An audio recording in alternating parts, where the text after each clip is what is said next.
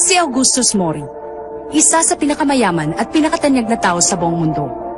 Nag-aambisyong makamit ang buhay na walang kamatayan. Naniniwala siyang nasa katauhan ni Anna Yanagi ang susi sa buhay na yon. Upang mapasa kanya ang manggagamot, isinagawa niya ang paligsahang Urabuto Satsujin. Sa paligsahang ito, hinihingian ang mga kalahok na isang donasyong ibibigay sa sandaling sila ay matalo. Ang donasyong nakataya para sa pangkat na Hokage ay si Anna Yanagi. Samantala, inatasan ni Augustus Mori si Kurei at ang buong Uruha Jushinshu na wasakin at tapusin ang pangkat na Hokage. Kaya naman sa ikalawang bahagi ng paligsahan, sinubukang nakawin ni Junjuro ang isang flame dragon ni Reka. Pero hindi siya nagtagumpay. Gayon din ang nangyari pagdating sa ikatlong bahagi.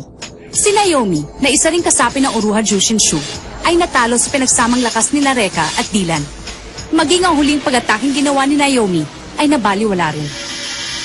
Sa di inaasahang pagkakataon, ang buong Hokage team ay umusad na patungo sa quarterfinals sa paligsahan. Labanan ng takot sa kalabang hindi nakikita. Nasa quarterfinals na tayo!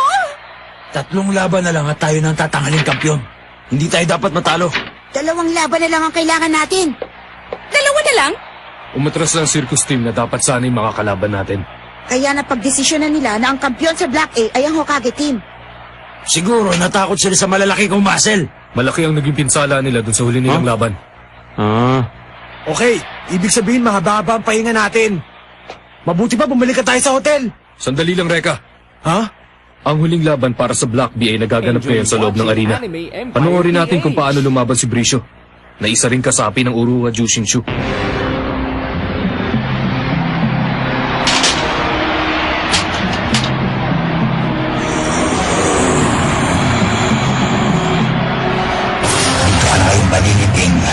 Ang mga kaluluwa ng Hormashi na mag-aati sa iyo sa iyong huling hantungan. Ano ba? Tama ng daldal.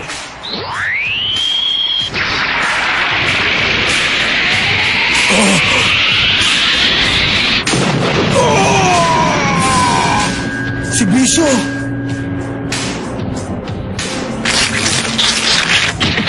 Bumagsak sa si Brisho! Kaya ang nanalo sa laban ito ay walang iba kundi si Magensha. Uusap na ngayon papunta sa semifinals ang nagkampiyon sa Black B at pangkat at Hariyama. Hindi ako makapaniwala. Natalo na lamang ng ganong kadali si Brisho. Labo! Akala ko swerte na tayo. Yung pala mapapabilis lang ang laban natin sa kanila. Sila ba ang susunod nating makakalaban? Dapat nating sinusoy ng bawat laban. Hokage, ako si Magensha. Kasama ko aking kapatid na si Gasasura at ang kanyang pangkatang Uruhama. Sa wakas, may makakatalo na rin sa Hokage. Mawawala na ang sagabal sa aking mga balak. Huwag mo akong biguin, Magensha. Dalhin mo sa aking harapan ang kanilang manggagamot, si Binibining Anna Yanagi. Maasahan mo, Ginoong Mori, hindi ka na nang bibiguin. Matutuloy ang iyong mga balak. Ang alamat ng buong pangkat ng Hokage ay malapit na ring matapos.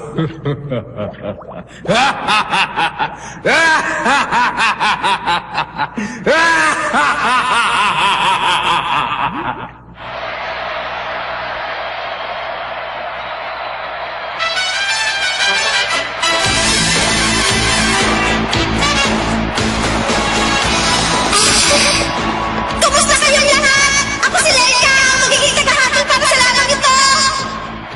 Narito tayo ngayon sa semifinals ng paligsahang Urabuto Satsujin. Ang buong pangkat na Hokage nasa loob na po ng arena. Sinong mag-aakala na ang mga batang ito ay makakarating sa semifinals? Noong una ay walang naniniwala sa kanilang mga kakayahan. Subalit ngayon ay nagkakibig na sila ng lahat at tumadami na rin ang kanilang mga tagahanga.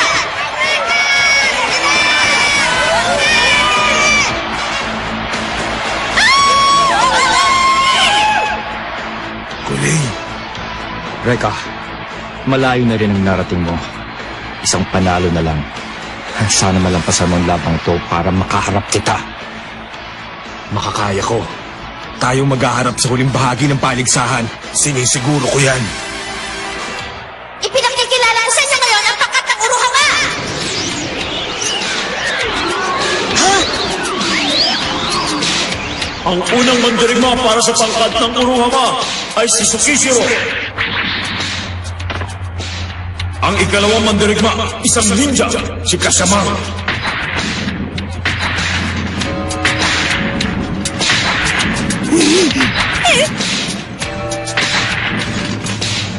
Ang vice kapitan, si Gasasura.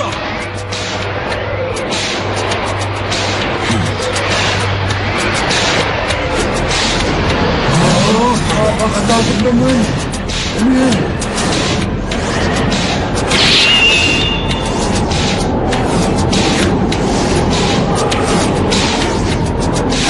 At ang kanilang kapitan, ang kagalang-galang na si Magensia.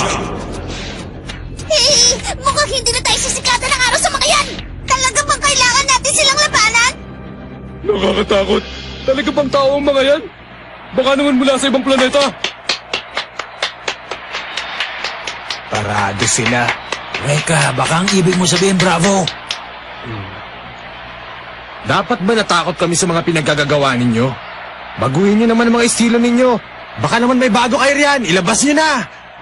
Marami na ako nakita bumagsak na sa sobrang taas ng kanilang lipan.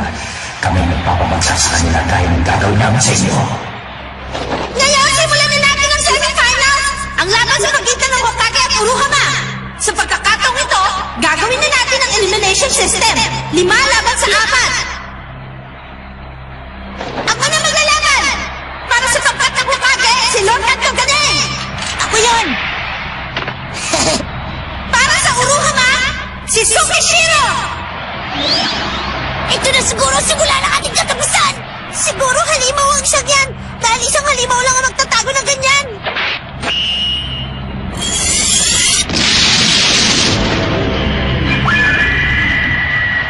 Hi. Ito po ang unang pagkakataon na nagpakita ng kanyang mukha si Tsukishiro! Para pala siyang kandidato sa ginoong modelo! Yan yung type kong lalaki! Ikaw naman, Tanya, ang tipo kong babae. Gusto mo matipos? Masyado siyang gwapo para sa akin. Nagsanay pa naman ako sa labang ito.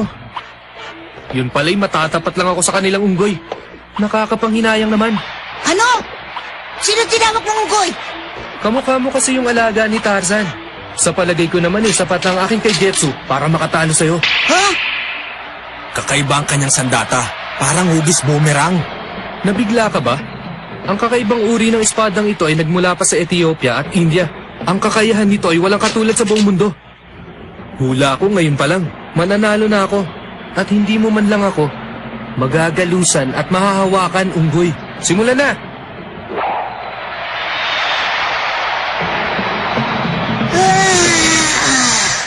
Tapos ka na bang magtalumpati? Katulad ka rin pala ng iba eh. May speech muna sa simula, pagkatapos maya-maya lang eh. Luluhod na lang at magmamakaawa. Pwe! Anong sinabi mo? Ngayon para sa ulang round, simulan na!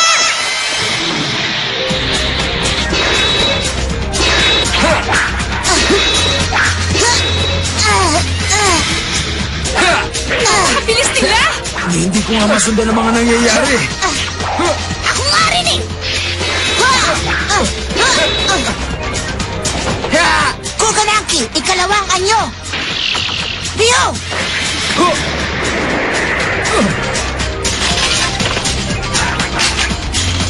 May ibubuga ka rin pala. Mabilis mong nababago ang anyo ng iyong sandata. Kahit malit ako eh, huwag mo akong sumulin ha! Alalahanin mo, isa pa rin akong miyembro ng Hokage Team! Baka nakakalimutan mo na, Lordan. Dati kang kasama ng Uruha bago ka naging Hokage. Ha? Ibig sabihin, kilala mo pala ako? Nakakahiya naman, wala akong kilala sa inyong pangkat! Hindi nga ako nabibigla dahil hindi lahat ay nakakakilala sa aming pangkat. Ilan lamang sa pangkat ng Uruha ang nakakaalam tungkol sa amin. Ang buong Uruha ba ay palagi ang nasa likod ng mga pangyayari. Kilala rin kami bilang Ura-Uruha. Ura-Uruha? Nang lumalago na ang organisasyon, may ilang mga suliraning nakaharap ang mga nasa pamanuan. Katulad ng mga suliraning dinulot mo ni Janjuro at ni Lola. Ang Ura-Uruha ang tumatapos sa mga ganoong uri ng suliraning. Pasensya ka na ha. Ako ang natasang tumapos sa'yo. Sabi nila isa kang pangahas na nagtaksil sa pamunuan ni Master Kurei. Ha? Muntik na akong tamaan nun ah. Teka, sandali. Ang kay Getsu na parang ikaapat na anyo ng aking kugan angke ang boomerang. Ibig sabihin... Ah! Ah!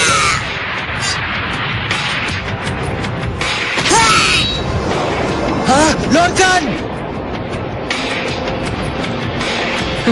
Sabi ko na nga ba eh, hindi makakaya ng tapatan ng isang batang katulad mo ang kay Getsuko.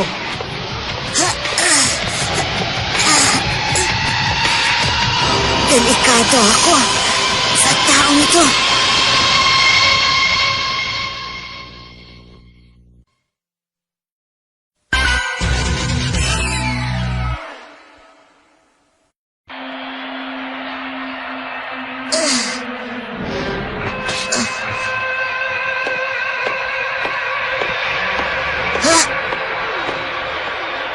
Mukhang ubos ng swerte mo, batang unggoy ah.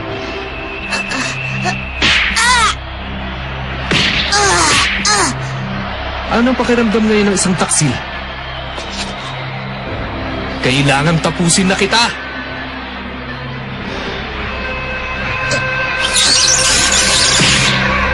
Lorcan!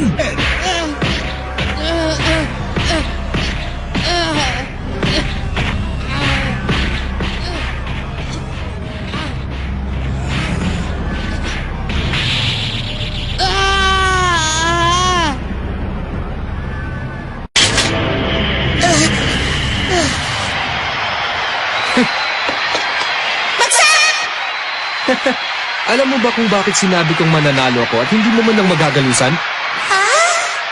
Dahil ayaw na ayaw kung may sumira sa aking pinakaiingatang katangian. Ano na lang ang mangyayari sa aking magandang mukha kung magagalusan ito ng kung sino lang?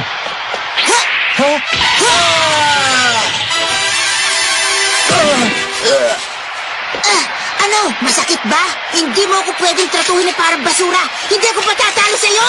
Talaga, sa bagay bubog sa lalo ka na kanina pero nakuha mo pa rin tumayo. Dapat lang, ano? Dahil ilang araw ko rin pinahirapan niya si Lorcan, kaya baliwala ang mga malamya niya suntok.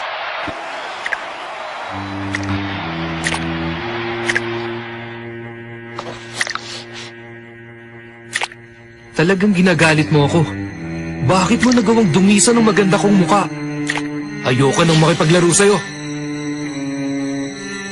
Oboro!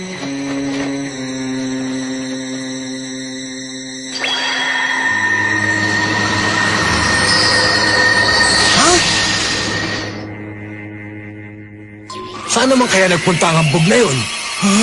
Si Tsukishiro, pagkatapos sa wagay yung tela, biglang nawala. Ang telang yon ay tinatawag na oboro. Oboro? Pinakamadilim ang gabi kapag ang buwan ay nagtatago sa likod ng ulap. Tulad ng oboro na kinukubli ang kanyang Panginoon. Nasaan ka na, Tsukishiro? Magpakita ka! Kahit ano pang gawin mo, hindi mo ako makikita. Pero ako, kitang-kita kita. Sa madaling salita, hindi mo mapapansin kung papunta na sa'yo ang aking kay Getsu. Subukan ko kayang umatake sa harap. Hindi tama yan! Hindi pwedeng basta-basta ka nalang mawawala! Madaya ka! Lorcan! Huwag kang susuko! Tigilan mo na ang pagreklamo! Eh ano kung hindi mo makita ang kalaban mo? Mabuti pa hanapin mo siya sa ibang paraan. Pero paano ko gagawin yon? Eh di hulaan mo. Oo nga. Kaya mo yan! Ha? Ay! Minsan gusto ko na lumipat sa kalaban! Natatakot ka ba? Kung nagpatalo ka na sana noon pa lang, di hindi mo na nararanasang maputulan ng hininga ngayon.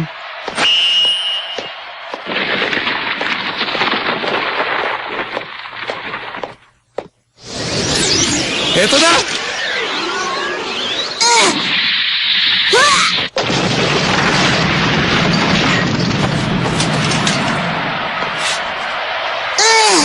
Muntik-muntik ka na ako dun ah!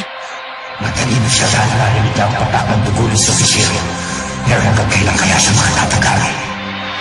Kapag nakikita mo ang isang bagay, ibig sabihin tinatamaan ito ng liwanag. Ang liwanag ang nagbibigay anyo sa bawat nakikita natin. Kapag walang liwanag, wala kang makikita. Pinapatay ng aking mahiwagang oboro ang liwanag na tumatama sa akin. Ngayon alam mo na kung paano ako nawawala.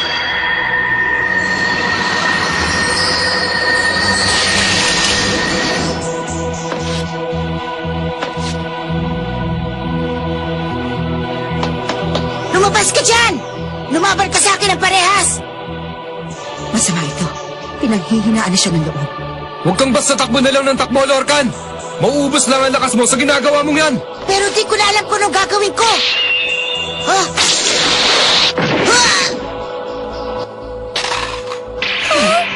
Ah! Tinamaan ako sa likod. Wala na si Lorcan!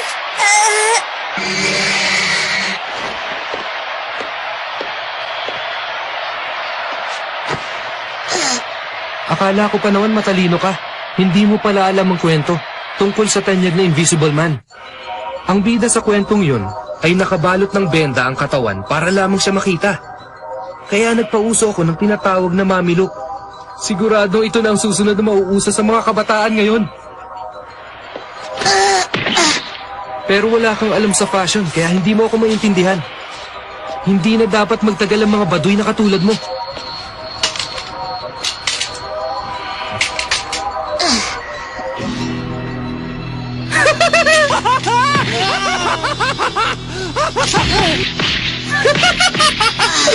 Anong problema? Masakit ba?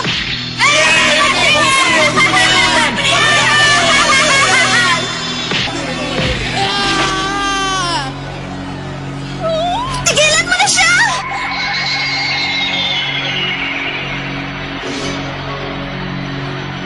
Pabayaan mo na sila. Hindi matatapos ang ganyan si Lorcan. Pero... Tama si Reka, Ana. May pag-asa pa si Lorcan. Sa susunod na mawala ulit ang kalaban.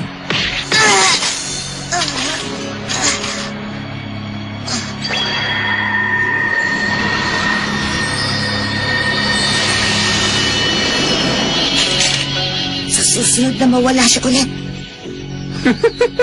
Hindi mo na ako makikita ngayon. Humanda ka, Lorcan. Sa loob ng 3 segundo ay para ka ng manananggal na mahahati sa dalawa. Pero walang buhay kang maghihiwalay. Isang bagay lang ang kailangan ko.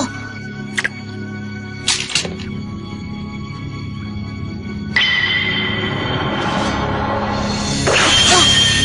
Huli ka! Alam kong nandyan ka! Ah!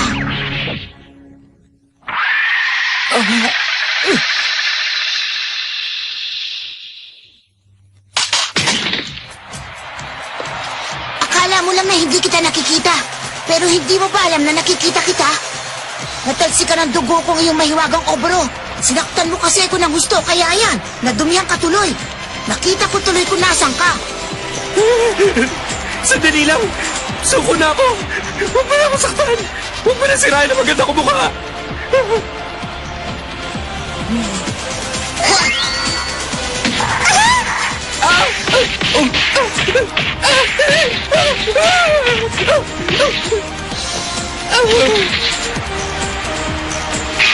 Hindi mananalo sa akin ang mga lamyang katulad niya.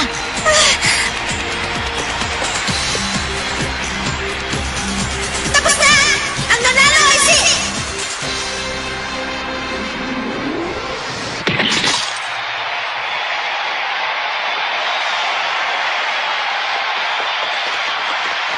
Kaya mo yan, Lorcan! Lorcan!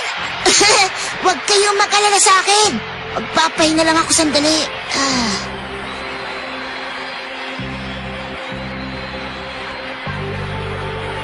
Ang hatol!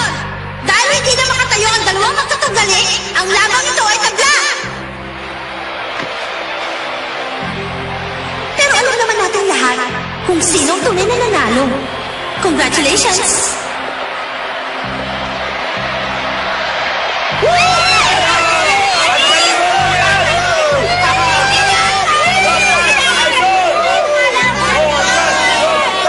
Huwag kang mag-alala, Lorcan. Mananalo kami bago ka pa magising. Tayong uusad sa finals.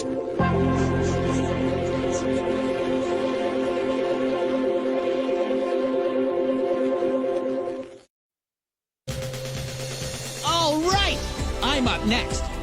Now it's time for Team Hokage's main man. That's me, Rekka Hanabishi.